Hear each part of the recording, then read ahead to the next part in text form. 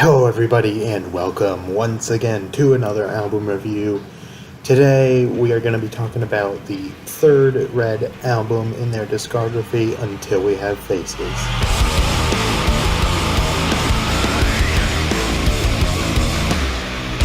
So like I said, Until We Have Faces is Red's third album, released in February 2011. And this is the first Red album that I ever heard. My father actually got it as a Christmas gift, and he didn't really care for it a whole lot. He liked a couple songs, but he's not really into rock music, at least like Red's style. So I listened to it, I liked it a bit, and it ended up becoming something that I was really into, and all of that, and it was the album that sort of helped me start to get into rock music and everything. So as usual, I'm gonna go over stuff I liked and disliked about the album, and then some of my favorite songs. So we're gonna start with things that I like. So first of all, as usual, pretty much most of the good things I've said about their other albums applies here. The sound itself is very good, both in terms of like production as well as just the way the album sounds and how good it is and all of that. You know, the guitars sound good, the drums, the vocals, as usual, sound good. Everything, just in terms of the way it sounds, is pretty well done. Another thing that you kind of expect from Red is that the lyrics overall are pretty good. I wouldn't say that it's their strongest lyrics, but, well, I mean, some of them might be, I don't know. But the lyrics are still very good, which is something you can usually expect from Red. Another thing I like about this album is the song Feed the Machine, which is the first song. And I would say that, at least right now, there might be one on Gone that's heavier than Feed the Machine, but I would say that that is the heaviest Red song to date. There's a couple others that come close, like I would say Gravity-wise is fairly close, so is Imposter, and like Release the Panic. But I would say Feed the Machine is the heaviest, and it is done very, very well. Another good thing about this album is like the ballads, which there's only a few of, being Let It Burn, Not Alone, Best Is Yet to Come in For the Missing, which I guess that's quite a few actually, but those are all done pretty well. I would say that the best one is Not Alone. It's also probably one of the most well-known songs from this album. It's a really great song. All four of them really are pretty good. I especially like Not Alone and Let It Burn. I also really like the song Buried Beneath, which is track 5, and I'm not completely sure exactly what it is. It just has a really big epic sound to it, I think, especially in like the chorus.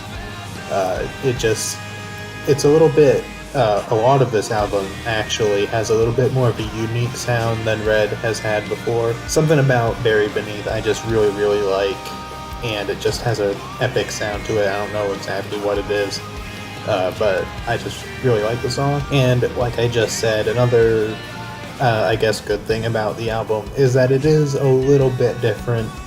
Not to the point where it doesn't sound like Red anymore, but it does have a little bit of a different sound, especially in like I said, Buried Beneath seems a little bit different. The Outside also, and Who We Are, both are a little bit different. And Who We Are is sort of a catchier song, which Red doesn't really seem to do a whole lot, but it's done pretty well, I think. And then The Outside just has a different feeling to it, I guess. And yeah, it's still well done, but it is a little bit more unique and different. So then, what are the negative things about this album? Well, there's not a whole lot, just like with their last two albums that I reviewed. Pretty much my only complaints is that it is a little bit softer than their last two albums, which is not necessarily a bad thing, because, Red ballads are still pretty good, but it's still a little bit softer. It's not a huge issue, but that's pretty much really the only negative thing I can think of. Other than that, it's solid pretty much from beginning to end. So I guess that's like all of those things out of the way. So would I recommend this album?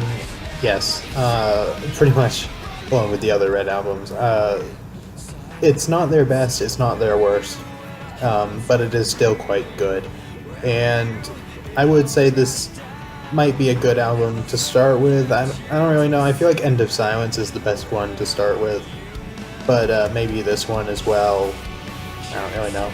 But yeah, it's a good album. I really like it. It's not really a step up from Innocence and Instinct, I don't think. Actually, I think it's just below End of Silence if I were ranking them, but it is still quite good. So my 3 favorite songs from this album is a little difficult because, like many of their others, there's several that I think are equal. I guess I would say Buried Beneath, Not Alone, and then pretty much any of the first 3 songs, Feed the Machine, Faceless, and Lie to Me. I'm gonna say Feed the Machine just for the sake of having one song chosen, but I like those 3 just about equally. So that pretty much wraps this up. So let me know in the comments what you think of this album. Do you like it? Do you dislike it? All of that. How do you think it compares to their other albums? All those sorts of things. Leave those down in the comments. And if you have any other non-Red albums that you'd like me to review, because I am going to be reviewing the rest of them within the next few weeks, then leave those in the comments as well. And that pretty much wraps up the video, so I'll see you guys next time.